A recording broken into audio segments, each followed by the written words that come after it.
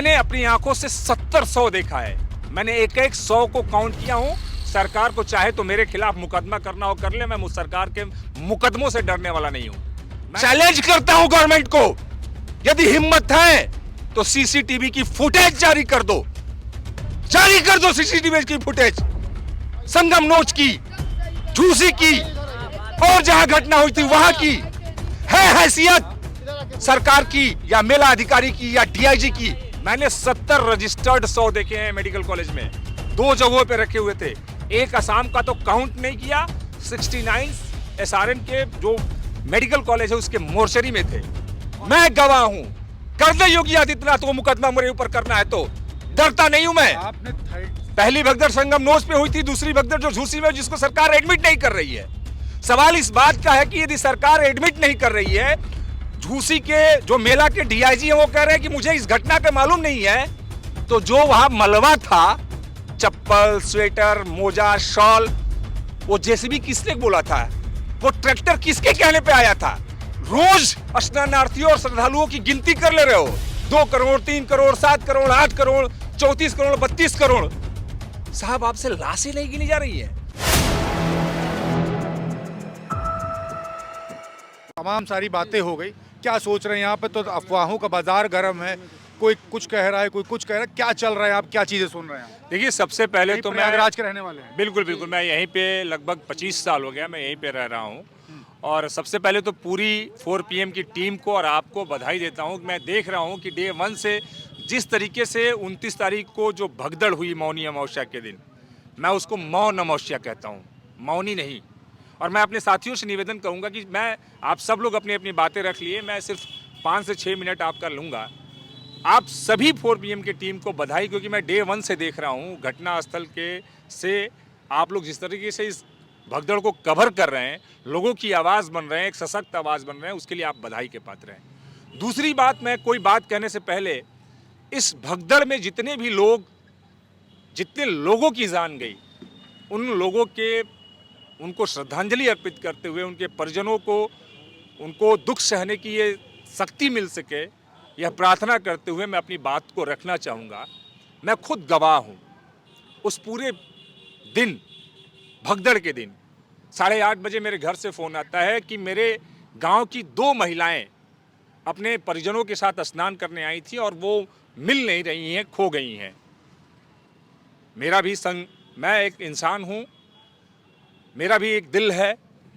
मैं तुरंत अस्पताल पहले भागा, मैं एसआरएन गया, वहाँ के मोर्चरी में गया, मैंने अपनी आंखों से लाशों को देखा है। कितने शव देखे थे? मैंने अपनी आंखों से 70-100 देखा है। मैंने एक एक 100 को काउंट किया हूँ। सरकार को चाहे तो मेरे खिलाफ मुकदमा करना हो कर ले, मैं उस सरकार के मुकदमों से डरने वाला नहीं हूँ। मैंने 70 रजिस्टर्ड 100 देखे हैं मेडिकल कॉलेज में, 2 जगहों पे रखे हुए थे। एक असम का तो काउंट नहीं किया, 69 एसआरएन के जो मेडिकल कॉलेज है उसके मोर्चरी में थे। और एक 100 मैं आपको और बता रहा हूँ, जो झूसी, जहाँ एरावत घाट पे घटना घटी, वो झूसी के रहने वाले हैं, सेक्टर 4 के आवास विकास में। और मिश्रा जी वो महिला हैं, उनकी भाभी, जिनको ये काउंट नहीं कर रहे हैं, सुबह 5:30 बजे से लेकर 12 बजे तक अपने 100 को हाथ पकड़ के बैठे रहे, इस डर से कि कहीं हमारे भाभी के 100 को कोई ले जाके कहीं और ना फेंक दें। कम से कम 100 तो उनके पास रहे। और क्या बात करती है सरकार?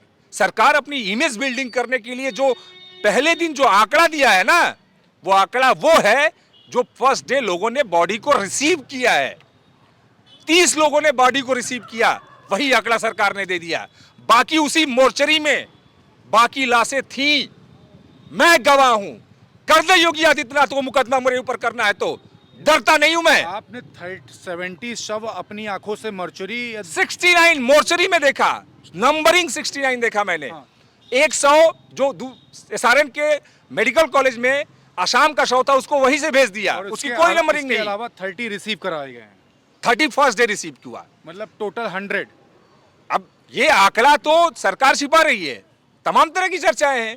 अब तो सरकार जब छिपाने लगी इस आंकड़े को, तो समाज में, लोगों में बहुत सारी चर्चाएं चल रही हैं। कोई 2500 बता रहा है, कोई 1500 बता रहा है, कोई 300 बता रहा है। बहुत लोग कह रहे हैं कि बालू में 100 को गाड़ के रख दिया है। बहुत लोग बता रहे हैं कि डंपिंग यार्ड में रख दिया है। बहुत लोगों का कहना है ये कि बसवार में जो प्लांट है कूड़े का, वहां पर दबा के रख दिया है। ये मैं नहीं कह रहा हूं, ये लोगों का कहना है। लेकिन जो मैंने साक्षात देखा है उसकी बात कर रहा हूं। और सवाल इस बात का है कि अभी भी सोशल मीडिया पे बहुत सारी ऐसे पोस्ट आ रही हैं जिसमें लोग अपने परिजनों को ढूंढ रहे हैं।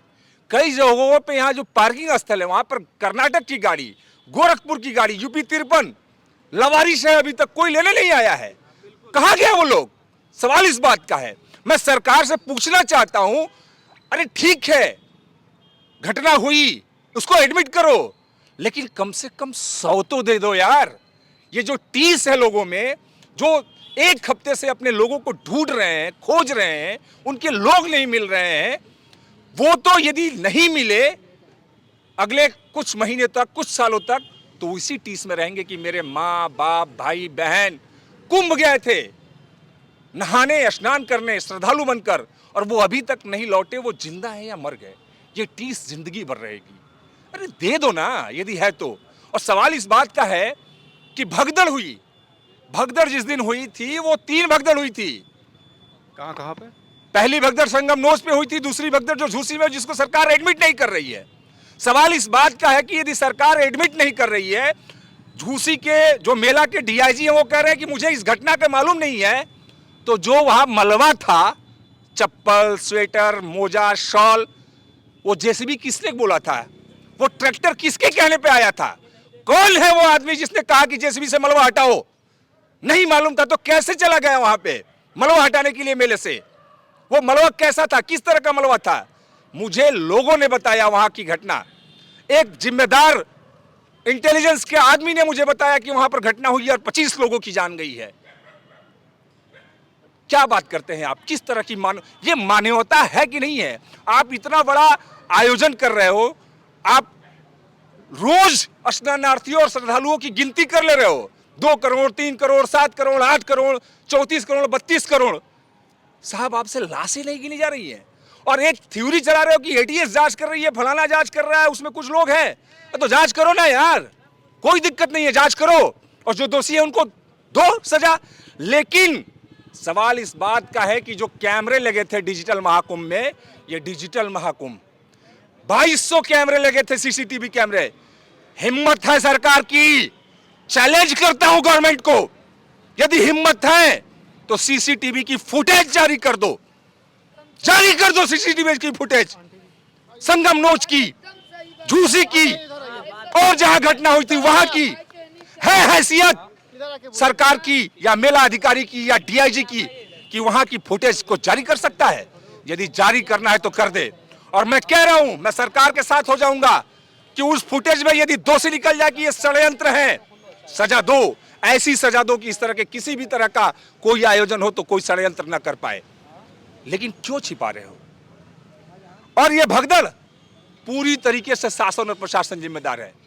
हम लोग 2013 का कुंभ भी देखे हैं, 2019 का अर्ध कुंभ भी देखे हैं। हनुमान जी का जो मंदिर है उसके बाएं साइड का जो एरिया था, काली मार्ग जो मेला में काली मार्ग है, उसके जो दाहिने साइड का एरिया है, किले के सामने का एरिया है, पूरा खाली रहता था। किसी प्रकार का कोई टेंट नहीं रहता था।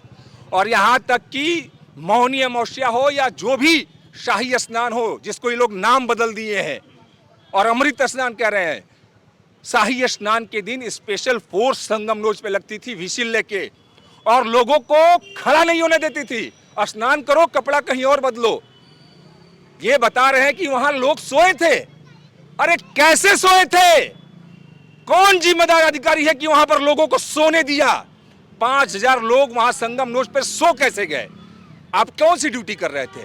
क्यों सोने दिए? और आप बात कर रहे हैं कि ये घटना हुई है। घटना हुई है वन में। आप संगम नोच पे वन में कर दिए। एक तरफ से जाना है, एक तरफ से आना है। जानते क्यों? फुटेज के लिए, ताकि जो इनका टारगेट है, जो इवेंट कंपनी जो इस पूरे मेले को इवेंट कर रही है 45 करोड़ दिखाने का, वो टारगेट वो फुटेज और विजुअल बनाने के चक्कर में वन में किया गया।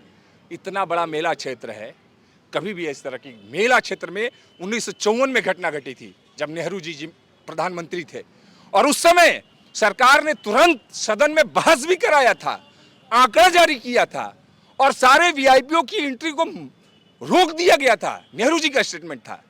अभी क्या हुआ? कोई चर्चा हुई? प्रधानमंत्री का कोई वक्तव्य आया? किसी ने कोई दुख व्यक्त किया? प्रधानमंत्री यहां आए, स्नान किए, एक शब्द श्रद्धालुओं पर नहीं बोले जिनकी जानें चली गई। कितनी दुख की बात है। सुबह सीएम साहब यह कहते हैं अफवाह है, इस पर ध्यान नहीं दिया जाए, और शाम को आंसू बहाते हैं। आपके आंसुओं से क्या उन परिजनों के परिवार वाले लौट के वापस आ जाएंगे जिन्होंने अपनी जानी गंवा दी कुचल कर? मैं एटलीस्ट 29 तारीख को जब लाशों को देखा हूं और वापस आया हूं अपने घर पे, मुझे नींद नहीं आ रही थी। क्यों?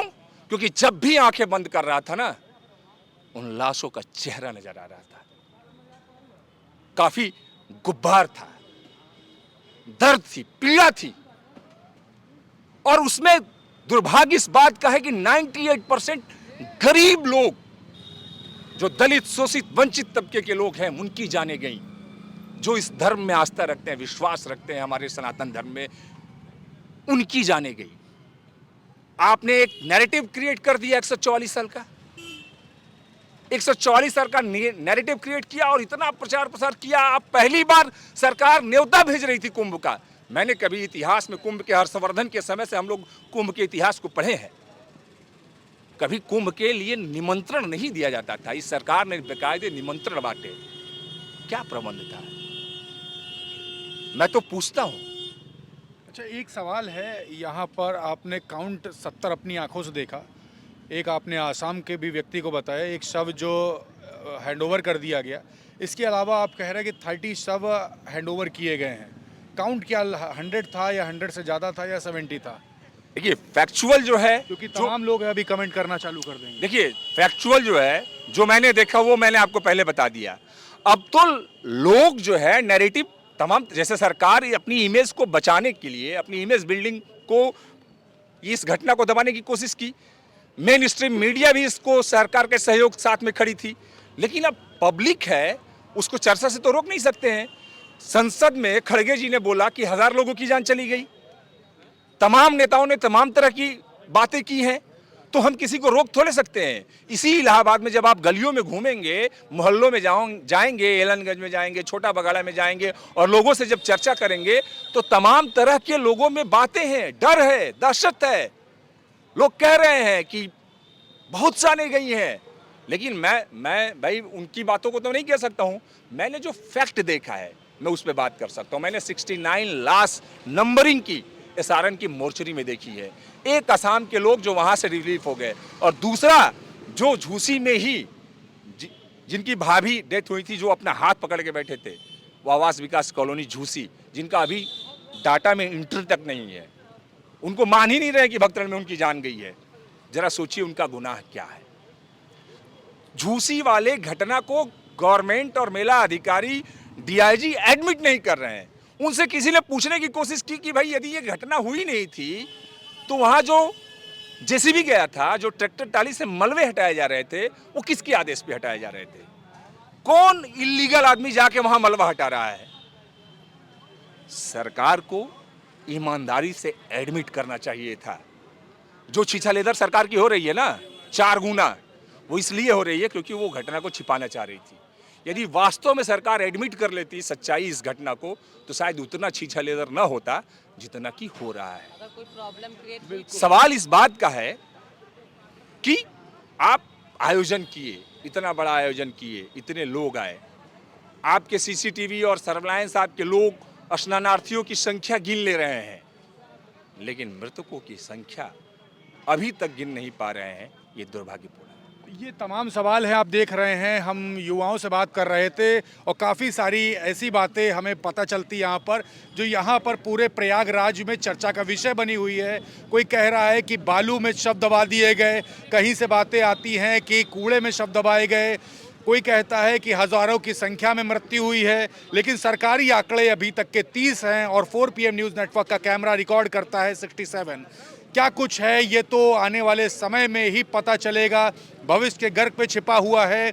लेकिन सरकार जो जांच करवा रही है, जांच में रिजल्ट क्या आता है ये काफ़ी महत्वपूर्ण है। जुड़ा रहिएगा 4 PM न्यूज़ नेटवर्क के साथ, तमाम अपडेट्स आप तक मैं लाता रहूँगा। पब्लिक डोमेन में क्या चर्चा है वो भी लेकर आऊँगा। वीडियो को शेयर करिए, चैनल सब्सक्राइब करिए, ज्वाइन करिए और जुड़े रहिए हमारे साथ। मैं हूं क्षितिज कांत, कैमरा पर्सन शुभम के साथ 4 PM न्यूज़ नेटवर्क के लिए। धन्यवाद।